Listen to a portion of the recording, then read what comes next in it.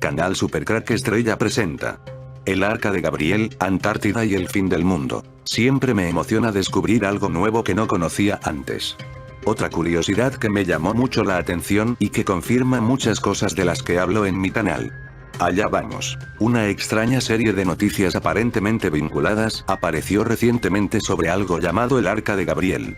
Se lo conoce como las instrucciones de Gabriel a Mahoma y se menciona en relación con las muertes masivas en Arabia Saudita, las operaciones militares rusas, bases secretas en la Antártida y, más recientemente, el líder de la Iglesia Ortodoxa rusa. ¿Qué es el Arca de Gabriel y por qué de repente está en las noticias?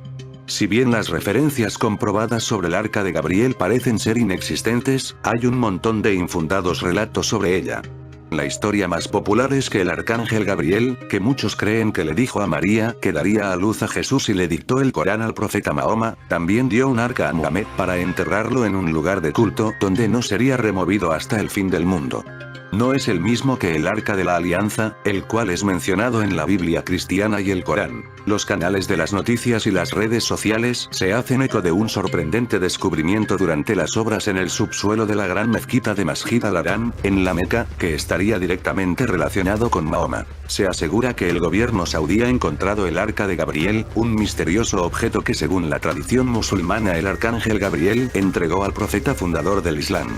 Los imanes saudíes habrían solicitado ayuda a la Iglesia Ortodoxa rusa que conserva uno de los manuscritos islámicos más antiguos, titulado Las Instrucciones de Gabriel a Mahoma.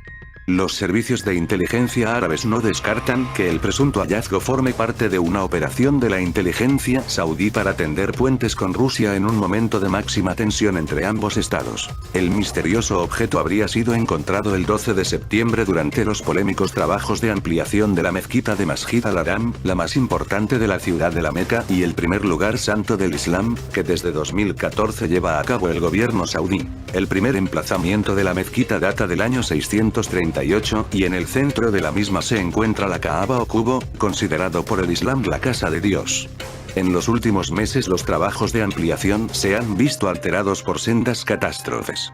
El 18 de septiembre pasado 107 personas murieron y cerca de 300 resultaron heridas al desplomarse una gran grúa por un rayo en el interior de la gran mezquita durante un fuerte temporal de lluvia y viento.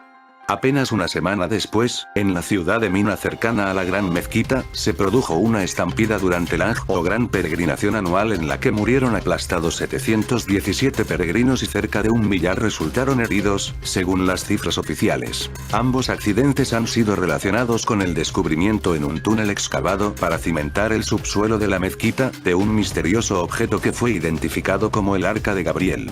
Un rumor decía que el equipo de construcción había descubierto el Arca de Gabriel y fue matado por una emisión de plasma. El 24 de septiembre se estima que 4.000 fieles murieron en lo que se llamó oficialmente una estampida y no oficialmente llamada otra emisión de plasma vinculado con el Arca. Fue el mayor desastre de las peregrinaciones de los últimos 25 años. La tradición musulmana señala que Gabriel, cuyo nombre en hebreo significa la fuerza de Dios o el poder de Dios, es uno de los 3 arcángeles o mensajeros de Dios que reconocen las religiones cristiana, musulmana y judía. El Islam considera de Gabriel el mensajero que reveló el Corán a Mahoma, de ahí su importancia en la tradición del mundo musulmán. Las redes sociales rusas se hicieron eco del presunto descubrimiento a raíz de informaciones que señalaban que los imanes saudíes habían solicitado a la Iglesia Ortodoxa rusa acceso a un antiguo manuscrito titulado Instrucciones de Gabriel a Mahoma, que resultaría clave para descifrar el enigma del Arca. La Iglesia Ortodoxa rusa conservaría un antiguo manuscrito titulado Instrucciones de Gabriel a Mahoma, clave para descifrar el enigma. El incunable estaría custodiado por monjes ortodoxos rusos desde el año 1204, fecha en la que los ejércitos cristianos saquearon la iglesia de Santa Sofía en Constantinopla, hoy Estambul. Un avance rápido hasta febrero del año 2016, cuando los informes de los rumores del movimiento del Arca presagiaban el fin del mundo. Según informes, se le solicita al Papa Francisco reunirse con el patriarca Kirill, la primera reunión de los jefes de la Iglesias católica y ortodoxa rusa en casi 1000 años. Partes de su reunión fue en secreto, pero se alegó que el Papa dio al patriarca un antiguo manuscrito secreto sobre el Arca de Gabriel. Se llega a afirmar que el misterioso objeto ha sido embarcado en el puerto saudí de Jeddah a bordo del barco de investigación ruso Almirante Vladimirsky, que ha partido escoltado por buques de guerra con destino a una base en la Antártida. ¿A dónde fue el patriarca Kirill después de reunirse con el Papa Francisco? A la Antártida. Fue allí donde fue fotografiado caminando con los pingüinos, pero no fue fotografiado al parecer orando con el documento secreto sobre el Arca de Gabriel en la Iglesia Ortodoxa Rusa de la Santísima Trinidad, la única iglesia en la Antártida. Lo más probable es que el arca y el manuscrito secreto fueron luego supuestamente llevados por fuerzas secretas rusas a un refugio aún más secreto en la Antártida. Hay una gran cantidad de agujeros y preguntas sin respuesta en esta serie de eventos aparentemente vinculados, comenzando con la historia sin confirmar del Arca de Gabriel y finalizando con el enemigo jurado de Rusia, Arabia Saudita, que estaría cooperando para proteger una religiosa arma secreta. ¿Habrá algo de cierto en toda esta historia? ¿Estará Rusia ocultando el Arca de Gabriel? Si el vídeo te ha gustado, dale al pulgar arriba y suscríbete a mi canal. Supercrack Estrella presenta el lugar donde fueron encerrados los ángeles caídos en el pasado. Un sacerdote católico y misionero, el padre Pedro, se adentró junto a un grupo de exploradores en lo profundo del Amazonas, en una piragua, pequeña embarcación amazónica, con un motorcito fuera de borda, y entraron en contacto con un grupo aborigen que nunca había tenido relación con seres provenientes de otros lares, ni con la tecnología que representaban. Así, luego de los contactos iniciales por señas, ambos grupos humanos se entendieron y se dispusieron a pasar la noche. A la mañana siguiente, los exploradores y el padre Pedro quedaron estupefactos cuando al lado de la piragua y del motor de la embarcación había una ofrenda de frutas, flores y alimentos provenientes de la selva, obsequio que no estaba destinado para ellos, sino para la piragua, mejor dicho, para el pequeño motor de la piragua. Los aborígenes estaban convencidos que el motor era un ser viviente y una deidad. Más tarde, explicarían que ellos creían que ese enviado de los dioses, el motor, había traído a sus navegantes como querubines para favorecerlos y protegerlos. Aborígenes colocan flores y frutos al motor ser viviente para ellos. La ofrenda fue porque suponían que el motor, o este diminuto dios, estaba enojado, y por ello bramaba o rugía, haciendo referencia a cuando el motor estaba encendido. Para los nativos, era imposible suponer que algo pudiera tener un sonido como un motor prendido y menos que se moviera por sí mismo, sin ser un ente viviente. Pero retrocedamos en la historia miles de años, por allá cuando no existía ninguna máquina, ni artefacto inventado por los humanos. Un registro escrito de una civilización muy primitiva nos cuenta un incidente. Leamos este relato de alguien que lo narra. Yo miré, y vi un viento huracanado que venía del norte, y una gran nube con un fuego fulgurante y un resplandor en torno de ella. En medio del fuego, vi la figura de 4 seres vivientes, cada uno tenía 4 alas, sus piernas eran rectas, sus pies, como pezuñas de ternero, y resplandecían como el fulgor del bronce bruñido. Sus alas se tocaban una a la otra, sus alas estaban extendidas hacia lo alto. Cada uno tenía 2 alas que se tocaban entre sí y otras 2 que les cubrían el cuerpo. Entre estos seres vivientes había un fuego como de brasas incandescentes, como de antorchas, que se agitaba en medio de ellos. El fuego resplandecía, y de él salían rayos. Yo miré a los seres vivientes, y vi que en el suelo, al lado de cada uno de ellos, había una rueda. El aspecto de las ruedas era brillante como el topacio, y las 4 tenían la misma forma. En cuanto a su estructura, era como si una rueda estuviera metida dentro de otra. Las 4 ruedas tenían llantas, y yo vi que las llantas estaban llenas de ojos, en todo su alrededor. Cuando los seres vivientes avanzaban, también avanzaban las ruedas al lado de ellos, y cuando los seres vivientes se elevaban por encima del suelo, también se elevaban las ruedas. Ellos iban a donde los impulsaba el espíritu, y las ruedas se elevaban al mismo tiempo, porque el espíritu de los seres vivientes estaba en las ruedas. Cuando ellos avanzaban, avanzaban las ruedas, y cuando ellos se detenían las ruedas. Sobre las cabezas de los seres vivientes, había una especie de cúpula reluciente como el cristal. Yo oí el ruido de sus alas cuando ellos avanzaban. Era como el ruido de aguas torrenciales, como el estruendo de una multitud o de un ejército acampado. Al detenerse, replegaban sus alas, y se produjo un estruendo sobre la cúpula que estaba sobre sus cabezas, y dentro de la cúpula, había algo así como una piedra de zafiro, con figura de trono. Y encima de esa especie de trono, en lo más alto, una figura con aspecto de hombre, vestido como fulgor como de electro, algo así como un fuego que lo rodeaba desde lo que parecía ser su cintura para abajo. Vi algo así como un fuego y una claridad alrededor de él, como el aspecto del arco iris que aparece en las nubes los días de lluvia, así era la claridad que lo rodeaba, este era el aspecto de la semejanza de Dios. Al ver, caí con el rostro en tierra y oí una voz que hablaba. Quien lo relata es Ezequiel, lo pueden leer en la Biblia en el libro de Ezequiel, capítulo 1, versículos 4 al 26, obviamente, este ser humano remoto, Ezequiel, tuvo un encuentro con seres diferentes que venían sentados en sus puestos de pilotos, dentro de una cabina, con trajes espaciales, en una nave con alas y motores que producían el ruido de aguas torrenciales o el estruendo de una multitud, y tenían ruedas con rines y tuercas. Era como si una rueda estuviera metida dentro de otra, y yo vi que las llantas estaban llenas de ojos. En medio del fuego, vi la figura de 4 seres vivientes. Ezequiel capítulo 1 de la Biblia. ¿Cómo lo describiría un aborigen si viera naves o aviones contemporáneos?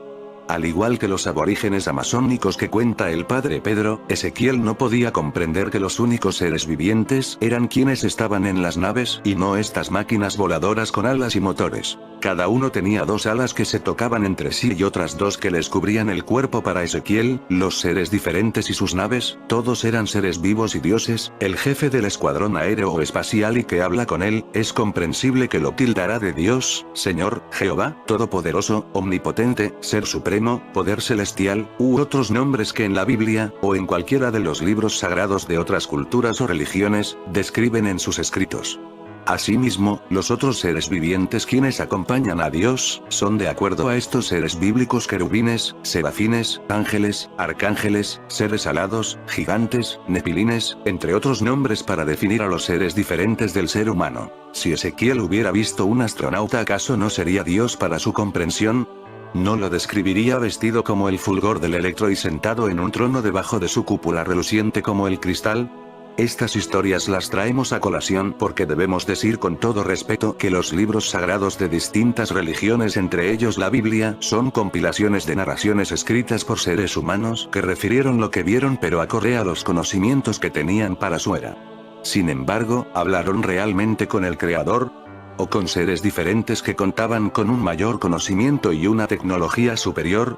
Otro ejemplo, lo leemos en el primer libro de la Biblia, el Génesis, capítulo 6, donde dice: cuando la humanidad comenzó a multiplicarse sobre la faz de la tierra y les nacieron hijas, vieron los hijos de Dios que las hijas de los hombres les venían bien, y tomaron por mujeres a las que preferían. Por aquel entonces había gigantes en la tierra, y también los hubo después que los hijos de Dios se unieran a las hijas de los hombres y ellas les dieron hijos. Estos fueron los héroes de la antigüedad, hombres famosos.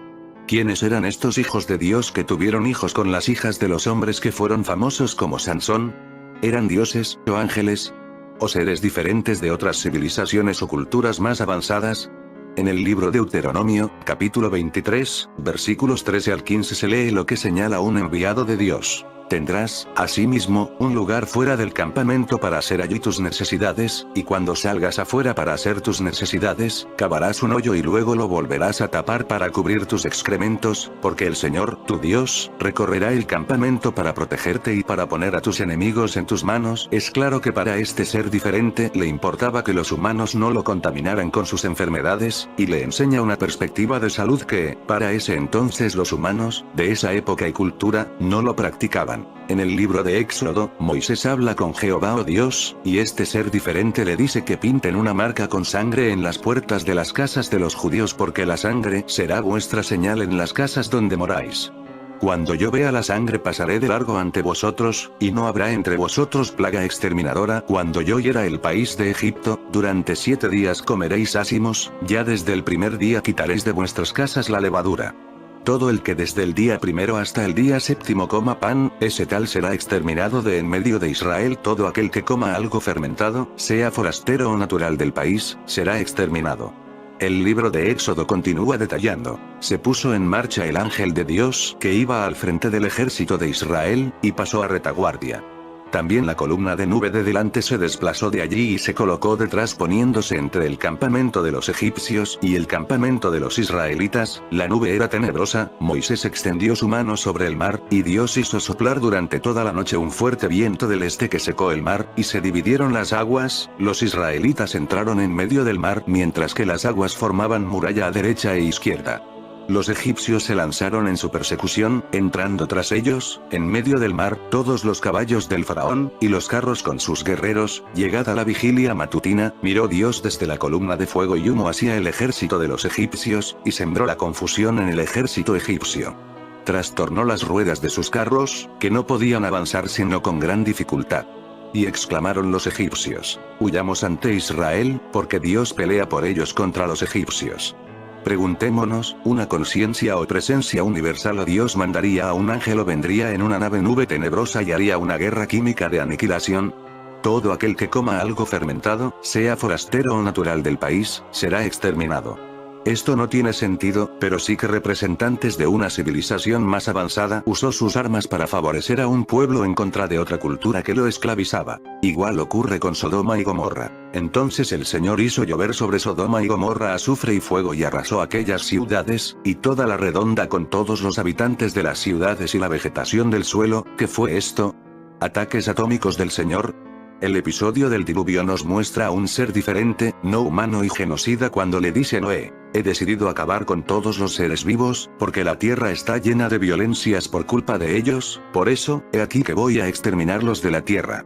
Yo oí el ruido de sus alas cuando ellos avanzaban. Era como el ruido de aguas torrenciales, como el estruendo de una multitud o de un ejército acampado.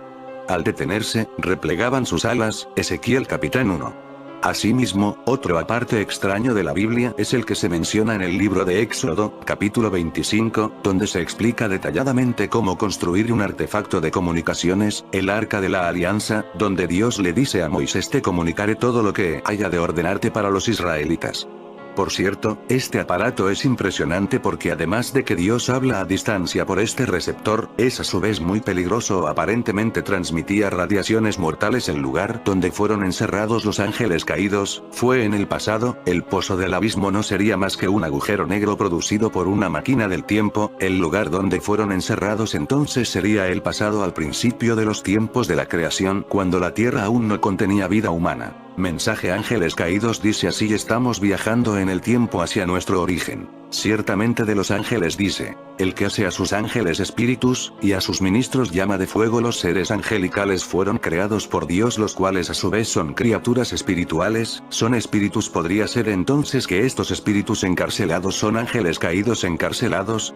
Como veremos más adelante, sí, eso es lo que son. Pero primero veamos el antecedente de esto. Como ya vimos en otros vídeos, los ángeles son criaturas espirituales y aunque todos fueron creados por Dios, no todos permanecieron con él, algunos se le rebelaron y cayeron de la posición en la que estaban. El jefe de los ángeles caídos es el diablo o Satanás. Su rebelión y caída se describen en los siguientes dos pasajes: Ezequiel 28, 11, 19 e Isaías 14, 3, 23. No obstante, el pasaje anterior de 1 de Pedro 3, 20, se remota al tiempo de los días de Noé. El diablo ya se había revelado mucho antes de esos días, ya que lo vimos activo en el jardín del Edén. A pesar de eso, él y sus ángeles ahora no están en prisión. Más bien, se le describe como príncipe de la potestad del aire, Efesios 2, 2, y a él así como a sus ángeles caídos como principados, potestades, gobernadores de las tinieblas de este siglo, u de siglos pasados, huestes espirituales de maldad en las regiones celestes, Efesios 6, 12. Huestes espirituales de maldad son o es literalmente una gran cantidad de espíritus malignos, y esto es lo que son los ángeles caídos, que ahora están activos en las regiones celestes, por lo cual, 1 de Pedro 3, 19 no se refiere a la caída del diablo, sino a otra rebelión de ángeles ocurrida en los días de Noé y antes del diluvio. Estos espíritus caídos terminaron en prisión. Vamos a leer más sobre esto en 2 de Pedro y en Judas. Pero primero vamos a Génesis 6, exactamente antes del diluvio. Ahí vamos a encontrar los detalles sobre la caída de estos ángeles. Génesis 6, 1, 8. Aconteció que cuando comenzaron los hombres a multiplicarse sobre la faz de la tierra, y les nacieron hijas, que viendo los hijos de Dios que las hijas de los hombres eran hermosas, tomaron para sí mujeres, escogiendo entre todas, y dijo Jehová: no contenderá mi espíritu con el hombre para siempre, porque ciertamente él es carne, mas serán sus días 120 años. Había gigantes en la tierra en aquellos días, y también después que se llegaron los hijos de Dios a las hijas de los hombres, y les engendraron hijos, estos fueron los valientes que desde la antigüedad fueron varones de renombre, y vio Jehová que la maldad de los hombres era mucha en la tierra, y que todo designio de los pensamientos del corazón de ellos era de continuo solamente el mal, y se arrepintió Jehová de haber hecho hombre en la tierra, y le dolió en su corazón. Y dijo Jehová: raeré de sobre la faz de la tierra a los hombres que he creado, desde el hombre hasta la bestia, y hasta el reptil y las aves del cielo. Pues me arrepiento de haberlos hecho, pero no he hallado gracia ante los ojos de Jehová. Algo ocurrió cuando el hombre comenzó a multiplicarse, los hijos de Dios vieron a las hijas de los hombres y tomaron esposas de entre ellas. Nota que el versículo 1 pone en contraste los hombres y las hijas de los hombres con los hijos de Dios. ¿Quiénes son estos hijos de Dios? El poder llamarse hijos de Dios no era posible en la época del Antiguo Testamento. Aunque a los creyentes del Nuevo Testamento se les dio la autoridad de ser hijos e hijas de Dios al creer en el Señor Jesucristo y en su resurrección de entre los muertos, el término hijos de Dios se usa 3 veces más en el Antiguo Testamento además de en Génesis 6, en todos los casos denota criaturas angelicales. Veamos estos acontecimientos, todos del libro de Job. Job 1:6. Un día vinieron a presentarse delante de Jehová los hijos de Dios, entre los cuales vino también Satanás, y una referencia muy similar en Job 2:1. Aconteció que otro día vinieron los hijos de Dios para presentarse delante de Jehová, y Satanás vino también entre ellos presentándose delante de Jehová. Los hijos de Dios que se presentaron delante del Señor obviamente fueron ángeles. También en Job 38:7, hablando acerca de la tierra. Cuando alababan todas las estrellas del alba, y se regocijaban todos los hijos de Dios. Lo que Job 38:7 describe, se refiere a la creación de la tierra cuando todavía no había seres humanos presentes, sino los hijos de Dios, los ángeles, estaban presentes y gritaban de alegría. Esta podría ser la época del pasado donde están encerrados. Llevados allí al pasado en un viaje en el tiempo. En pocas palabras, los seres de Génesis 6:1 no eran seres humanos. Porque si no, no se hubieran puesto en contraste con las hijas de los hombres. No había, ni hay nada malo o extraño para los hombres en casarse y tener hijos. Pero no es esto lo que sucede en Génesis 6. Lo que tenemos en este pasaje es que seres no humanos, seres angelicales, hijos de Dios no hijos de hombres, vieron a las hijas de los hombres, las desearon y además tuvieron hijos con ellas. Como la Biblia dice en Génesis 6:4, el resultado de esta unión fueron los gigantes, una raza de seres que Dios no había creado ni tenía la intención de crear, sino que fueron, en cambio, producto de esta unión impía entre ángeles y humanos. Noé estaba presente en aquellos días. Esos eran los días de Noé y a esos días se refiere 1 de Pedro 3:19. En el Nuevo Testamento tenemos más referencia acerca de esos eventos, vamos a verlos empezando a partir de 2 de Pedro 2:4, 5, 9, 2 de Pedro 2:4, 5, 9. Porque si Dios no perdonó a los ángeles que pecaron, sino que arrojándolos al infierno los entregó a prisiones de oscuridad, esto es posiblemente una referencia a agujeros negros necesarios para los viajes en el tiempo, para ser reservados al juicio. Y si no perdonó al mundo antiguo, sino que guardó a Noé, pregonero de justicia, con otras 7 personas, trayendo el diluvio sobre el mundo de los impíos. La frase arrojándolos al infierno cast them down to hell es una palabra en el texto en griego el verbo, tartaro, y significa arrojar al Tartarus, como Bullinger dice. Tartarus es una palabra griega que no se usa en ningún lado ni en el Septuaginta. Septuaginta es una palabra del griego antiguo que se traduce como Antiguo Testamento. Homero la describe como subterráneo. La Tartarus homérica es la prisión de los titanes o gigantes que se rebelaron en contra de Zeus. De Companion Bible, Appendix 131, y como Vine también explica. El verbo tártaro traducido como arrojar al infierno en 2 de Pedro 2:4 significa consignado a Tartarus, lo cual no es ni Sheol, Seol, ni Hades, Hades, ni infierno, sino el lugar donde aquellos ángeles, cuyo pecado especial al cual se refiere este pasaje, están confinados o sea están reservados al juicio. La región se describe como fosas de oscuridad. Lo que bien podría ser agujero negro. ¿Qué es realmente un viaje en el tiempo? Como ya hemos visto, según el punto de vista secular es penetrar el muro entre nuestra dimensión y otras dimensiones. De acuerdo con los físicos hay como 10 dimensiones, o tal vez más. La Biblia describe exactamente la misma idea estructural, pero esto no debe sorprendernos, dado que es el manual que nos ofrece el Creador del universo. Tal vez la verdad más fundamental de nuestra existencia, es que Dios se encuentra fuera de los muros dimensionales de nuestro mundo.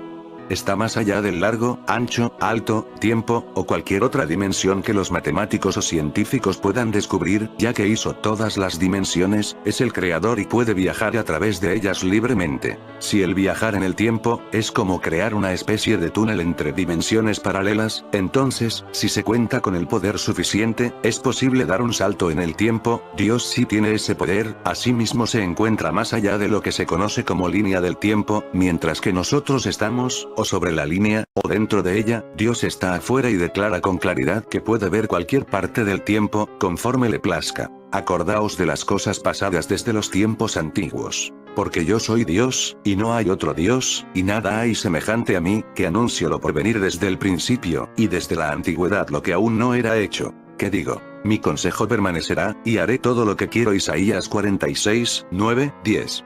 En su famosa exhortación a Israel, Dios les pide que recuerden todo lo que ha hecho por ellos. No solo eso, se declara a sí mismo como el Señor del tiempo. Aquí, amablemente le suplica a Israel que recuerde las cosas pasadas desde los tiempos antiguos, refiriéndose con eso a las cosas de la eternidad, representadas por la palabra hebrea olam. El Señor le dice a Israel que recuerde lo eterno, no los ídolos transitorios de esta tierra. Declara que es el principio y el fin, como lo afirma Génesis 1:1. En el principio creó Dios los cielos y la tierra. Desde nuestra perspectiva, el Señor está hablando de una línea de tiempo, mientras que desde su punto de vista, los elementos a lo largo de esa línea, son solo aspectos de un propósito mayor. Como es el Creador, puede aparecer en cualquier parte a lo largo de la línea que llamamos tiempo, es decir, que mientras permanece en su dimensión natural, puede penetrar y colocarse en cualquier punto, cosa que nosotros no podemos hacer. Él es único, es quien define el universo, quien lo origina. Además, declara los eventos redentores de nuestro mundo, desde la historia más antigua hasta el futuro más distante. Su propósito se cumplirá y su deseo prevalecerá. Como Señor del tiempo, puede viajar a cualquier punto en la historia, pasado, presente o futuro. De hecho, no tiene que desplazarse de un sitio a otro, porque está omnipresente en todas partes al mismo tiempo. En un sentido real y verdadero, el punto de vista bíblico de los viajes en el tiempo, es simplemente otra opinión de Dios. Poniéndolo en otra forma, para poder viajar en el tiempo, es necesario que se nos permita hacerlo, porque es Dios quien guarda las puertas del tiempo, el plan redentor. Mientras el hombre secular puede especular acerca de los viajes interdimensionales, de hecho está omitiendo la parte más importante de la fórmula, que es el propósito de la línea de tiempo de Dios. La historia de nuestro universo, hasta donde se nos ha permitido ver, está dedicada a la redención y restauración. Pero, ¿de dónde sacó el hombre la idea de viajar en el tiempo? La inspiración provino de la Biblia. Moisés y otros profetas del antiguo Israel, demostraron una y otra vez que había un futuro discernible. Por medio de ellos, el Señor también se declaró a sí mismo como el Dios que vive por la eternidad. Los sacerdotes de la antigüedad declararon en sus rollos, que el pasado lejano y el futuro distante, estaban unidos por el propósito de Dios. Incluso los antiguos sabían de los viajes en el tiempo. Hoy, al tener la Santa Biblia en nuestras manos, nos damos cuenta que en ella tenemos el único vínculo verdadero en el mundo con esa línea del tiempo. Solo la Escritura retiene la filosofía correcta de la historia, y solo la Biblia, al narrar el recuento de los nuevos cielos y la nueva tierra, presenta el resultado final de este universo. El principio primordial de toda la creación es rectificar la destrucción que se inició cuando el dragón antiguo, Satanás, trastornó el orden celestial. Su rebelión provocó oleadas de destrucción que se propagaron en todas las direcciones, incluyendo la Tierra. En un sentido bien real, la línea de tiempo que comienza con la creación y finaliza con la perfección, existe solo para satisfacer el propósito de Dios. El hombre secular no puede ver esta verdad. Su visión y propósito no es seguir al Creador sino asumir el papel de Dios. El hombre egotista anhela ser el amo y controlar las dimensiones de tiempo y espacio, sin reconocer que solo le pertenecen al Creador. El Señor declara que son inseparables de Él. Lo que pasó, ya antes lo dije, y de mi boca salió. Lo publiqué, lo hice pronto, y fue realidad. Por cuanto conozco que eres duro, y barra de hierro tu cerviz, y tu frente de bronce, te lo dije ya hace tiempo. Antes que sucediera te lo advertí, para que no dijeras: mi ídolo lo hizo, mis imágenes de escultura y de fundición mandaron estas cosas. Lo oíste, y lo viste todo. ¿Y no lo anunciaréis vosotros? Ahora, pues, te he hecho oír cosas nuevas y ocultas que tú no sabías, ahora han sido creadas, no en días pasados, ni antes de este día las habías oído, para que no digas, he aquí que yo lo sabía. Isaías 48, 3, 7. En esta afirmación, el Señor desea que Israel sepa que Él y solo Él, es el Dios de la historia, no un ídolo falso. Desde tiempos inmemoriales, los hombres han intentado atribuir la obra del Creador a varias ideas falsas, algunas veces esos conceptos son filosofías, otras religiones y en ocasiones la ciencia, sea lo que fuere, la realidad es que son formas de remover a Dios de la causa central del universo. La Biblia nos dice, que Dios es tanto creador como consumador, el alfa y la omega, el alef y el taf. Adán como viajero del tiempo. En la Biblia es mucho lo que se habla sobre viajes en el tiempo, pero como veremos, siempre es con un propósito, nunca se hace a la ligera, siempre se lleva a cabo con miras hacia el futuro. Algo interesante es que no encontramos un solo ejemplo en la escritura, de que Dios haya llevado a alguien al pasado. Antes de examinar algunos de los viajeros en el tiempo, debemos reiterar que desde el punto de vista del hombre, el futuro todavía no ha ocurrido. Al intentar ver hacia adelante, el hombre no puede ver nada, solo vacío. Los adivinos, videntes y mediums, a menudo obtienen grandes sumas de dinero con sus reclamos de que pueden predecir el futuro. Sus intentos casi siempre están acompañados por una serie interminable de fallas. Para viajar en un reino que solo le pertenece a Dios, uno debe conocer al amo de la eternidad. Los profetas falsos, siguen o sus propias urgencias carnales o los susurros que escuchan desde el reino de las tinieblas. De ninguna manera están conectados con la fuente real de información. Eruditos de la antigüedad dicen que el primer hombre, Adán, vio el futuro. Un comentario judío del Torá, de los primeros 5 libros de la Biblia, declara que Dios le dio a Adán la oportunidad de mirar hacia el futuro. Estos sabios afirman, que en los momentos que siguieron a su pecado, a Adán le fue permitido ver las páginas de la historia futura, ver a aquel que sería el adecuado para actuar como líder, quien llevaría al mundo de regreso al estado de perfección que Dios intentó en el principio. Adán fue condenado a morir el día que pecó, dice la escritura que tenía 130 años cuando nació Set y que vivió otros 800 años después de eso. Murió a la edad de 930 años. Le faltaron 70 años para cumplir su día completo. 2 Pedro 3, 8 nos dice, mas, oh amados, no ignoréis esto, que para con el Señor un día es como 1000 años, y 1000 años como un día. Lo cual implica que un día de acuerdo con la perspectiva de Dios, bien pueden ser 1000 años. Según los eruditos judíos, Adán pudo mirar hacia el futuro y ver que David estaba destinado a llevar a cabo el propósito que le había asignado Dios, aunque aparentemente también observó que viviría solo por un corto período de tiempo. Ellos declaran que entonces Adán le cedió a David los 70 años de su propia vida para que pudiera llevar a cabo su misión. Ahora, esta historia no se encuentra en la Biblia, pero así sea verdad o mentira, ilustra el punto de que la eternidad no es algo que yace más allá de la humanidad, sino que se encuentra dentro del hombre de Dios. De tal manera, que la verdadera visión profética es simplemente la habilidad dada por el Señor para mirar a través de la pared dimensional. Así sea que de hecho se viaje corporalmente o simplemente en el Espíritu de Dios, es algo inmaterial. Los hijos de Set. Hay otra evidencia de que Adán viajó en el futuro. Set nació después de la muerte de Abel. En su genealogía se encuentra el piadoso Noé, luego Sem, Abraham, Isaac, Jacob y las 12 tribus de Israel. Los hijos de Set, incluyendo Enoc y Matusalén, también fueron hombres que vivieron en comunión íntima con Dios. Algunos de ellos probablemente también viajaron en el tiempo.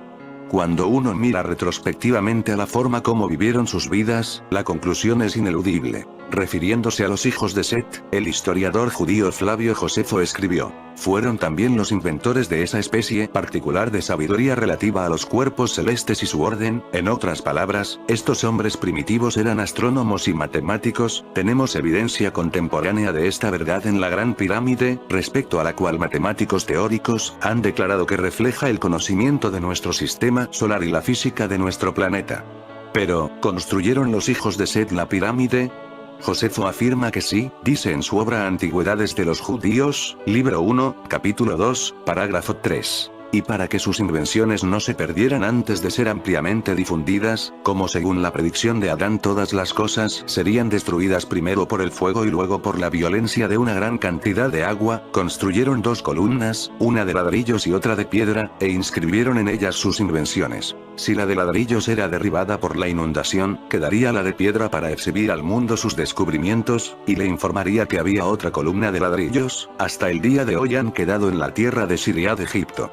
En esta declaración podemos ver 2 cosas. Adán tenía conocimiento del mañana, por consiguiente debió haber viajado al futuro. Sabía del diluvio que habría de venir, también de la fiereza del día del Señor. Adán lo había visto todo, el peso del futuro de la humanidad estaba sobre él, sus hijos también sentían la carga y querían preservar tanto conocimiento como fuese posible. En nuestro día, los llamados expertos en pirámides estudian la Gran Pirámide, esperando discernir el futuro profético del hombre, pero hasta ahora no han podido hacerlo. Se sienten motivados por el conocimiento de que los hijos de Set, de hecho, registraron la historia futura. Enoc, el hombre interdimensional. ¿Quién no ha especulado acerca de la declaración bíblica encontrada en Génesis 5:24, que dice: caminó, pues, Enoc con Dios, y desapareció, porque le llevó Dios? Enoc tenía una relación tan íntima con Dios, que de hecho literalmente pudo traspasar la pared dimensional, como ya hemos visto. Por definición, esto quiere decir que viajó a través del tiempo, desde el otro lado de esa barrera dimensional. Enoc pudo viajar en el Espíritu del Señor, hasta cualquier punto a lo largo de la línea del tiempo de la redención. Además, tenemos pruebas bíblicas de su visión del futuro. De estos también profetizó Enoc, séptimo desde Adán, diciendo: he aquí, vino el Señor con sus santas decenas de millares. Judas 14. No, de hecho, fue testigo de la segunda venida de Cristo. Pero, ¿estaba allí? ¿Sí? Dios lo llevó allí, y usted se preguntará, ¿estaba físicamente o solo en su espíritu? Hablando en términos generales, esto realmente no importa, pero en el caso particular de Enoc, por seguro que estaba corporalmente en la dimensión del Señor, donde el viajar en el tiempo es un hecho. La Torre de Babel. Siguiendo al diluvio anticipado por Adán, los hijos de Noé descendieron a la llanura de Sinar, el lugar que más tarde llegaría a ser conocido como Mesopotamia. Allí se dispusieron a edificar una torre, la que en alguna forma que ignoramos, les iba a permitir llegar al cielo. Aparentemente, ellos retuvieron conocimiento suficiente desde antes del diluvio, ya que estaban convencidos que podían traspasar la barrera dimensional. Desde la perspectiva celestial, la reacción fue rápida y cierta. Y descendió Jehová para ver la ciudad y la torre que edificaban los hijos de los hombres, y dijo Jehová: he aquí el pueblo es uno, y todos estos tienen un solo lenguaje. Y han comenzado la obra, y nada les hará desistir ahora de lo que han pensado hacer. Ahora, pues, descendamos, y confundamos allí su lengua, para que ninguno entienda el habla de su compañero. Así los esparció Jehová desde allí sobre la faz de toda la tierra, y dejaron de edificar la ciudad. Génesis 11, 5, 8. Lo que esos hombres de Sinar querían hacer, era nada más y nada menos que escalar la barrera dimensional. Estaban convencidos que una vez allí, podrían controlar el tiempo y el espacio. En efecto, deseaban tener acceso al cielo. A no dudar, conocían las profecías de Adán, el traslado de Enoc y las columnas edificadas por los hijos de Set. Exactamente lo que quieren hacer en nuestros días con la máquina CERN suiza. El CERN es la Torre de Babel de nuestros días. Estaban intentando con su propia fuerza, ocupar la posición de Dios. Trataban de hacer lo mismo que intentan hacer los teóricos de hoy por medio de los principios de la ciencia moderna. Pero entonces, como ahora, los viajes en el tiempo son algo prohibido. Si los científicos hoy estuvieran un día a punto de alcanzar esta meta, Dios confundiría sus esfuerzos tal como hizo en Babel. El término tercer cielo, a no dudar, se refiere al plano dimensional desde el cual es posible visitar varios puntos en el tiempo terrenal. Pero, ¿qué vio Pablo desde allí? Declaró que no podía decirlo.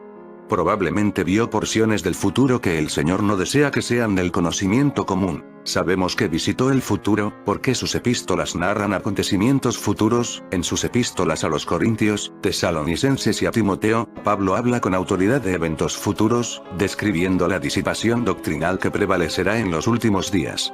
Nadie os engañe en ninguna manera, porque no vendrá sin que antes venga la apostasía. 2 Tesalonicenses 2, 3. Pero el Espíritu dice claramente que en los postreros tiempos algunos apostatarán de la fe, escuchando a espíritus engañadores y a doctrinas de demonios. 1 Timoteo 4, 1. Habla de la naturaleza degradada de la última generación. También debes saber esto, que en los postreros días vendrán tiempos peligrosos. Porque habrá hombres amadores de sí mismos, avaros, vanagloriosos, soberbios, blasfemos, desobedientes a los padres, ingratos, impíos, sin afecto natural, implacables, calumniadores, intemperantes, crueles, aborrecedores de lo bueno, traidores, impetuosos, infatuados, amadores de los deleites más que de Dios. 2 Timoteo 3, 1, 4. Nos anima con sus descripciones del rapto de la iglesia. Tampoco queremos, hermanos, que ignoréis acerca de los que duermen, para que no os entristezcáis como los otros que no tienen esperanza. Porque si creemos que Jesús murió y resucitó, así también traerá Dios con Jesús a los que durmieron en él, por lo cual os decimos esto en palabra del Señor, que nosotros que vivimos, que habremos quedado hasta la venida del Señor, no precederemos a los que durmieron, porque el Señor mismo con voz de mando, con voz de arcángel, y con trompeta de Dios, descenderá del cielo, y los muertos en Cristo resucitarán primero. Luego nosotros los que vivimos, los que hayamos quedado, seremos arrebatados juntamente con ellos en las nubes para recibir al Señor en el aire, y así estaremos siempre con el Señor. 1 Tesalonicenses 4, 13, 17. He aquí, os digo un misterio. No todos dormiremos, pero todos seremos transformados, en un momento, en un abrir y cerrar de ojos, a la final trompeta. Porque se tocará la trompeta, y los muertos serán resucitados incorruptibles, y nosotros seremos transformados. 1 Corintios 15, 51 minutos, 52 segundos. Ve al hijo de perdición sentado en el templo, autoproclamándose Dios. Nadie os engañe en ninguna manera, porque no vendrá sin que antes venga la apostasía, y se manifieste el hombre de pecado, el hijo de perdición, el cual se opone y se levanta contra todo lo que se llama Dios o es objeto de culto, tanto que se sienta en el templo de Dios como Dios, haciéndose pasar por Dios. 2 Tesalonicenses 2, 3, 4. Como los otros viajeros en el tiempo de la Biblia, a Pablo se le permitió predicar el mensaje de redención. Dios, el Señor de las puertas del tiempo. ¿Qué es realmente un viaje en el tiempo? Como ya hemos visto, es penetrar el muro entre nuestra dimensión y otras dimensiones. Tal vez la verdad más fundamental de nuestra existencia, es que Dios se encuentra fuera de los muros dimensionales de nuestro mundo. Dios está más allá del largo, ancho, alto, tiempo, espacio, o cualquier otra dimensión que los matemáticos o científicos puedan descubrir, ya que Él hizo todas las dimensiones. Es el creador y puede viajar a través de ellas libremente. El creador puede aparecer en cualquier parte a lo largo de la línea que llamamos tiempo. Dios puede ver y acceder cuando le plazca, el pasado, presente y futuro, simultáneamente. Así que en realidad, lo que el ser humano está tratando de hacer, es acceder a la dimensión de Dios. Como Señor del tiempo, Dios puede viajar a cualquier punto en la historia, pasado, presente o futuro. De hecho, no tiene que desplazarse de un sitio a otro, porque está omnipresente en todas partes al mismo tiempo. Poniéndolo en otra forma, para poder viajar en el tiempo, es necesario que se nos permita hacerlo, porque es Dios quien guarda las puertas del tiempo. En la dimensión del Señor, el viajar en el tiempo ya es un hecho, la puerta del tiempo que existe hoy. Para viajar en el tiempo, un reino que solo le pertenece a Dios, uno debe conocer al amo de la eternidad. De ninguna manera podemos ver el futuro sin antes estar conectados con el dueño del tiempo, Dios. En la Biblia es mucho lo que se habla sobre viajes en el tiempo. Muchísimas veces Dios revela su plan por medio de palabra directa, sueños o visiones acerca de los sucesos venideros. Cada profecía es un vistazo al futuro. Es un pasaporte privado al plan divino sobre nuestra vida y el futuro de la humanidad. Solo la Biblia nos permite ver el pasado, presente y futuro de la humanidad al mismo tiempo, convirtiéndose en la única puerta del tiempo abierta para nosotros hoy. La Biblia y la oración son puertas del tiempo que le permiten al ser humano entrar y salir, ver el futuro y el pasado, por lo que podemos decir que todos los profetas designados por Dios, bíblicos y actuales, han viajado al futuro, y más que eso, cada uno de ellos lo experimentó. El apóstol Juan literalmente viajó al futuro máximo, al ver el desenlace del fin del mundo, cuando Jesús le mostró el Apocalipsis. Las cartas del apóstol Pablo demuestran claramente que él conocía y había visto lo que pasaría en los últimos tiempos y el rapto de la iglesia. Sin duda él viajó en el tiempo. Elías, José, el apóstol Pablo y Juan, son solo algunos ejemplos bíblicos de viajeros del tiempo. personas que Dios escogió para mostrarles el futuro en visiones, sueños y profecías, y que luego lo compartieran a todos con el propósito de cambiar los tiempos. Mensaje Ángeles Caídos dice así: estamos viajando en el tiempo hacia nuestro origen. Dios hizo que un gran pez se tragara a Jonás, y este permaneció en el vientre del pez 3 días y 3 noches. Libro de Jonás 2:1. ¿Sería una nave submarina terrestre o una nave proveniente de otras partes o de otra dimensión de espacio y tiempo? Nosotros, quienes formamos parte de una presencia y conciencia universal, pensamos en que el concepto de Dios tiene que abarcar a todo el universo y no solo a la Tierra. Un verdadero creador no hizo al planeta Tierra y a los seres humanos aisladamente, sí creó vida, fue toda la vida, a todos los seres vivientes de la totalidad del cosmos. Si creó planetas, lo hizo en todo el universo.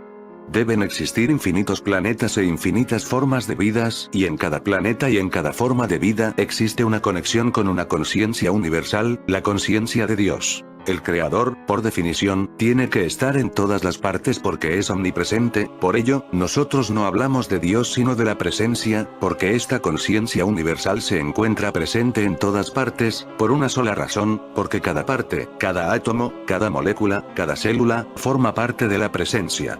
Pero, esta presencia, o si lo prefiere llámela Dios, es algo más que la suma de todas las partes del universo, porque tiene además una propia conciencia universal, se expresa en todo el universo y podemos encontrar su infinita conciencia, seamos humanos o seres diferentes de otras latitudes. Un arma avanzada fue lo que destruyó a Sodoma y Gomorra. En fin amigos de Supercrack Estrella, si el video te gustó pulgar arriba.